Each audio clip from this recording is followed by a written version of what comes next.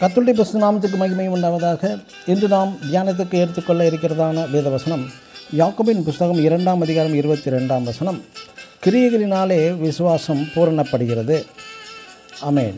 நாம் இந்த கிரியைகளினால் விசுவாசம் என்பதை நம் ஆங்கிலத்தில் ஒர்க்ஸ் என்றும் ஆக்ஷன் என்றும் எழுதப்பட்டு உள்ளது.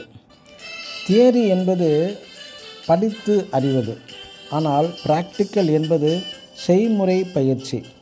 படித்து விடலாம், ஆனால் செயல்முறையில் நடைமுறையில் கொண்டு வருவது மிக மிக கடினம். ஒரு படப்பிடிப்புகளில் நடிக்க பழக்க வைப்பார்கள் நடிகர்களை. அதன் பின்பு கேமரா முன் ஷூட்டிங் எடுக்கும்போது தனியாகத்தான் நடித்து ஆக வேண்டும். இதுவே பிராக்டிக்கல். நாம் ஆபிரகாமை பற்றி பார்த்தால், தேவன் சொன்னதை அப்படியே தனது செயல்முறையில் செய்து காண்பித்த தனது ஒரே ஒரு மகனை பலியிட துணிந்தான். அவனது விசுவாசம் சோதிக்கப்பட்டது. தனது மகனை இழக்கவும் ஆயத்தமாகிறான்.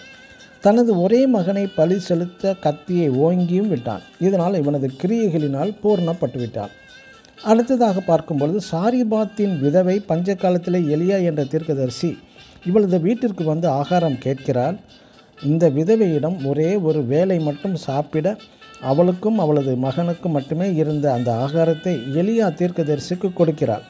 தனக்கும் தனது மகனுக்கும் இருந்து சாப்பாடு இல்லை என்று அறிந்தும் எலியா தீர்க்கதரிசிக்கு கிரியைகளினால் விசுவாசத்தினால் பிராக்டிக்கலாக கொடுத்ததினால் இவளது விசுவாசம் பூர்ணப்பட்டு விட்டது.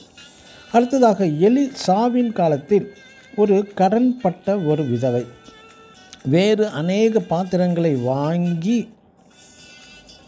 அதாவது அந்த பாத்திரங்களில் எண்ணெயினால் நிரப்பி கடனிலிருந்து விடுதலை பெறுவதும் இவனது விசுவாசத்தின் ஒரு பூரணம்தான்.